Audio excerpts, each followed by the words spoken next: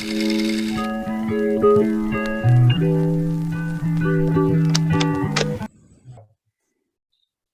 guys, pada podcast kali ini kita akan kedatangan nih sebuah bintang tamu dari kota Tangerang. Inilah dia Ignatius Desma Calvarino. Halo Rin, gimana kabarnya? Halo juga, baik. Kabar aku baik. Baik, gimana tuh? Ya, puji Tuhan, sehat. Terus bahagia. Oh, pagi ya. Iya dong, harus bahagia. Hmm, buat sekarang ini kesibukannya apa aja nih kamu? Untuk saat ini sih, kesibukan aku kuliah daring. Kuliah daring. Ya, Emang kamu pernah ngikutin kuliah daring pernah dong ya, masa nggak pernah? setiap hari atau cuma mata kuliah tertentu? Setiap hari kok, nggak pada mata kuliah Oh, tertentu. kayaknya namanya bohong sekali ya guys. Oke Rin, ini kamu tahu nggak kenapa aku undang kamu ke podcast kali ini tuh? Kenapa? Belum tahu aku nih, kenapa ini? Ya, kok belum tahu kamu kenapa? Kan sebelumnya di balik layar udah di schedulein dulu. Kok belum tahu? Oh, sudah berarti, sudah. Oh ya nggak apa-apa. Jadi itu kali ini kita podcast mau membahas sebuah topik. Topik apa Rin? Mengenai apa? Transfer, lupa, jenuh, dan kesulitan belajar. Kamu baca atau gimana tadi Rin? Dihafalin, Mas. Oh dihafalin. Oh Ya, ya oke. Nah, kan dari tadi kok. Tadi kan ada transfer, lupa, jenuh, dan kesulitan belajar. ya. Buat transfer belajar kan ada beberapa kayak entah itu jenis ataupun apa ya, transfer dari short term ke long term gitu. Nah, kalau buat jenisnya kan ada beberapa. Yang pertama tuh transfer positif, transfer negatif, transfer vertikal, dan lateral. Nah, untuk yang transfer dari short term memory ke long term memory kan ada consolidation, ada meta memory, ada rehearsal. Nah, untuk lupa belajar sendiri tuh kayak gimana ya, kayak hilangnya kemampuan untuk menyebut lah atau memproduksi kembali apa yang telah dipelajari dari seseorang tersebut. Nah, ini aku mau tanya nih sama kamu. Kalau dari kamu sendiri nih, Rin, biasanya tuh kamu dari segi lupa dalam belajar itu tuh karena apa? Dari aku sendiri biasanya itu dari sikap dan minat, yaitu seperti waktu SMA. Pada saat itu, Kenapa tuh waktu SMA? oh, pada saat SMA ada mata pelajaran matematika. Ya terus, Nah, saya kan tidak menyukai matematika. Nah, akibat dari itu menjadi lupa dalam belajar. Seperti itu. lupa dalam belajar atau emang sengaja nggak belajar ini? Lebih tepatnya sengaja. Oh, sengaja. Iya. Oke. Terus kamu ada nggak cara-cara buat ngatasin kayak itu? Lupa belajar ataupun yang tadi katamu sengaja lupa. Cara mengatasinya sih pada waktu itu membuat ringkasan-ringkasan yang menarik, jadi lebih semangat dalam mempelajari pelajaran matematika. Tapi pernah kamu ngeringkas gitu? Ringkas menarik pernah emang? Pernah, awal-awal sih pernah, terus akhir-akhir Oh, udah enggak. cuma di awal ada niat. Iya. Ada niat tapi nggak ada akhir. Oke, jadi itu kayak setelah apa yang dipelajari kita waktu kemarin-kemarin kan emang ada beberapa faktor. Ada beberapa faktor yang menyebabkan lupa dalam belajar. Yang pertama seperti gangguan konflik, terus tekanan terhadap item atau terhadap orang itu, terus perubahan situasi dalam lingkungan, terus perubahan sikap dan minat kayak yang udah kamu ucapin tadi ya.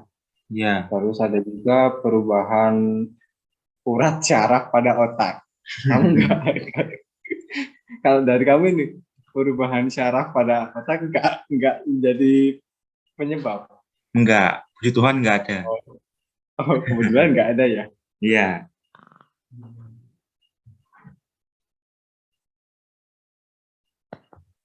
Nah, terus tuh kan tadi ada topik kita kan kayak ada jenuh, jenuh dalam belajar gitu lah. Iya. Nah, menurutmu nih, jenuh belajar itu karena apa nih? Menurut aku sendiri, jenuh belajar itu akibat dari kondisi sekitar.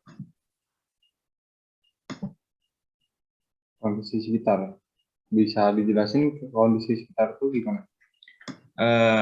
Misalnya tuh kita dapat kelas yang isinya tuh orang-orang pintar atau orang-orang ambis.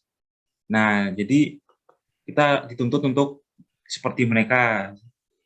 Jadi seperti jadi jenuh dalam belajar itu loh. Oh ya, ya. Jadi maksudmu tuh kayak yang pintar-pintar tuh kayak dia kayak apa ya, pada dirinya tuh kayak ngedorong dia pengen belajar belajar terus, sedangkan kamu yang notabene malas tuh kayak mau belajar agak ngakunya tuh agak ini ya, agak susah, agak males gitu. Ya, begitulah.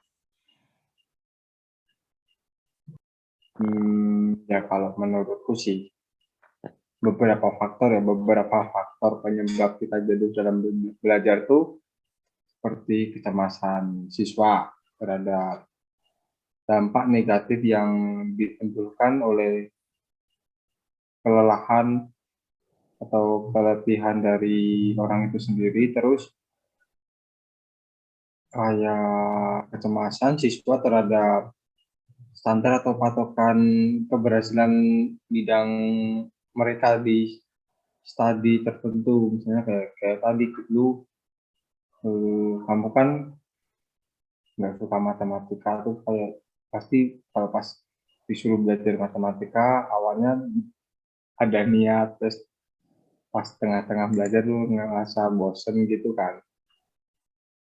Ya, Terus mungkin faktor lain kayak siswa atau orang atau kita ya, itu tuh kayak ada di tengah-tengah sebuah situasi yang kompetitif yang sangat padat. Mungkin kalau menurutku itu sih beberapa faktornya. ya, betul, betul, betul. Itu juga menjadi penyebab sih. Mungkin topik-topik kita yang terakhir tuh yang belum kesulitan belajar ya. Ya, Nah, kalau buat kesulitan belajar apa sih kayak diagnosa atau hal-hal yang mempengaruhi kesulitan belajar itu? Kalau menurutmu nih, apa? dari lingkungan keluarga. Kalau dari menurut aku, Kenapa tuh kalau kok bisa ke lingkungan keluarga? Eh, kita kan tidak pernah tahu mereka tuh kesulitannya kenapa. Siapa tahu dari mereka dari keluarga yang kurang, jadi mereka jadi merasa kesulitan dalam mengikuti pembelajaran kayak gitu, Mas. Kalau dari Mas gimana? Nah, sebelum aku menjawab ini aku mau nambah ini. Kan tadi kan ini, misalnya kan tadi kamu nyampein em, misalnya keluarga itu dari keluarga yang kurang, jadi kayak Ya, kurang mendukung gitu. Nah, tapi kalau misalnya kurang mendukung kan berarti siswa itu kan tetap akan kesulitan. Kalau misalnya siswa itu agar nggak kesulitan kan berarti bisa jadi orang tua juga harus ini dong. Kayak mungkin mengeluarin tadi buat mendukung anaknya biar nggak kesulitan lagi. Itu bagaimana pendapatnya? ya boleh sih, Mas, bisa. Itu bisa jadi alasan untuk seorang murid atau mahasiswa mengalami kesulitan. Gitu, Mas. Nah, ini nih Rina, aku mau tanya nih. Yang terakhir, tapi kalau misalnya pertanyaannya agak aneh atau agak gimana-gimana, ya mungkin tetap harus kamu jawab ya. Oh iya, siap, siap. Nah, mungkin nggak cuma aku nih yang sedang tahu. Kalau di fase sekarang kan kamu lagi kayak suka sama orang dan tiba-tiba tuh kamu lagi galau patah hati ini. Nah, terus kalau dilihat itu kamu dari diri kamu itu berpengaruh nggak dari kayak segi jenuh belajar, kesulitan belajar ataupun lupa dalam belajar itu? Eh, menurut aku sendiri itu berpengaruh, terutama dalam lupa dalam belajar. Jadi itu seperti ketika melakukan sesuatu tuh jadi ingat-ingat tentang masalah percintaan atau apa gitu, sehingga jadi lupa dan berpengaruh dalam kejenuhan. Seperti itu, Mas. Yakin cuma itu, nggak Iya, ada yang lain. nggak ada. Yakin. Kak, aku Yakin. kayak melihat dari ekspresimu itu ada hal yang masih disembunyiin gitu loh. Enggak kok, udah semua kok. Oh, oke oke. Ya mungkin segitu sih yang mau aku tanyain ke kamu buat kali ini, buat topik kita kali ini. Dari kamu sendiri gimana nih? Dari aku sendiri sih cukup sih. Cukup ya. Oke. Iya.